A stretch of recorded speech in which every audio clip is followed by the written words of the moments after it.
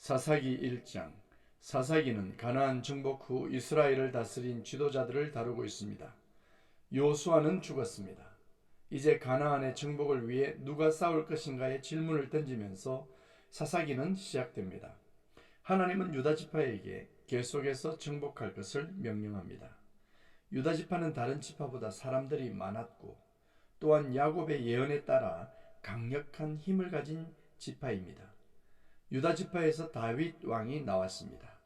그리고 다윗 왕의 후손으로 구세주이신 예수 그리스도가 오셔서 이 세상을 정복하고 승리하셨습니다. 요수아를 통해 또한 유다를 통해 우리를 구원하실 분은 오직 예수 그리스도 한 분밖에 없음을 알게 됩니다. 갈렙은 믿음의 사람입니다. 그는 과거 그가 40대에 정탐했던 그 땅을 요수아에게 달라고 요구하고 있으며 그 땅을 점령합니다. 이 부분은 요수아서에서 기록된 부분인데 또다시 반복해서 언급되고 있습니다. 성경이 반복해서 말씀하시는 이유는 매우 중요한 부분이기 때문일 것입니다. 우리는 믿음으로 가나안 땅을, 즉 하나님 나라를 소유하게 될 것이고 그 믿음이 있다면 비록 시간이 걸려도 반드시 얻게 될 것이란 메시지를 주시는 것입니다. 갈렙은 기럇 세벨을 점령하는 자에게 자신의 딸 악사를 아내로 삼도록 했습니다. 누가 갈렙의 믿음을 이어나갈 사위가 될까요? 그 사람은 온니엘이었습니다. 그는 갈렙이 요구한 산지를 점령하여 그곳이 예배 처소가 되게 했습니다. 온니엘과 악사는 이제 부부가 되었고 그들은 남방으로 향했습니다. 출가하는 길에 갈렙의 딸 악사가 나귀에서 내려 아버지에게 복을 구합니다. 또한 악사는 아버지에게 샘물을 달라고 합니다. 그 당시 물은 살아가는데 필수 조건입니다. 물 없이 살 수 없고 물 없는 땅은 필요 없는 땅이었습니다. 온니엘과 악사는 충분한 샘물을 소유하게 되었습니다. 믿음의 사람은 믿음의 가문, 즉 믿음은 생명을 얻게 되는 것입니다. 구약에서 물이 부족하여 물을 구하는 일들이 많이 있습니다.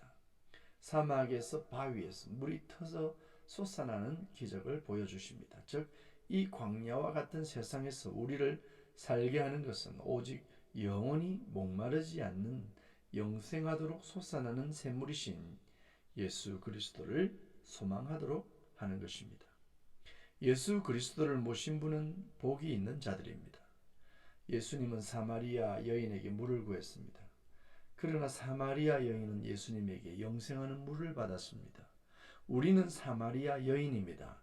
참 만족을 모르고 오늘도 세상에서 물을 구하는 모습이 우리를 닮았습니다. 그러나 이제 예수님을 생수로 마셔야 합니다.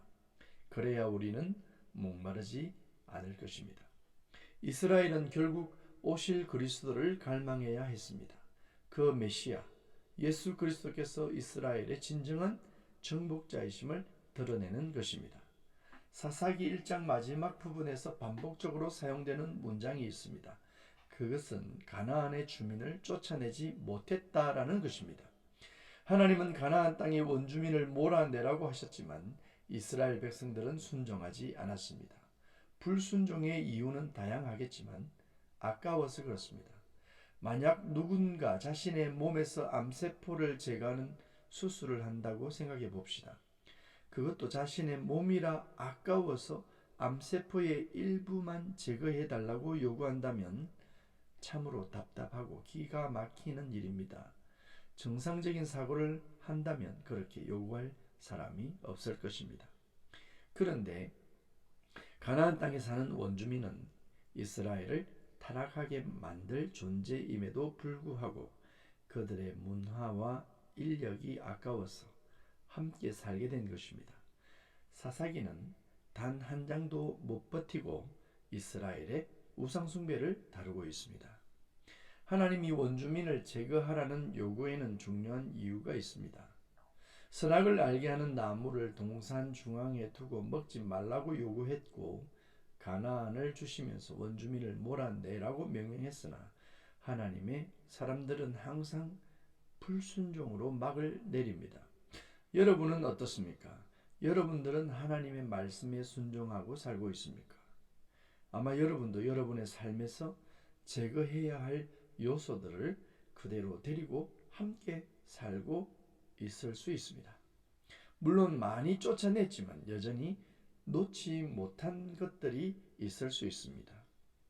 버릴 것을 버려야 합니다. 놓아야 할 것을 놓아야 합니다.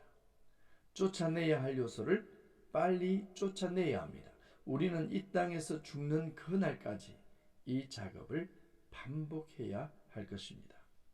그리고 여전히 연약한 자신을 발견하고 진정한 도움이 되시는 하나님을 더욱 의지해야 할 것입니다. 신앙생활은 과거보다 나아져서 성숙하는 것도 필요하지만 그 성숙의 척도는 나의 연약함을 깨닫고 철저하게 그리스도를 붙드는 것입니다. 오늘도 하나님 안에서 우리 자신을 올바르게 진단하시고 오직 예수 그리스도를 붙들고 나아가시길 축복합니다.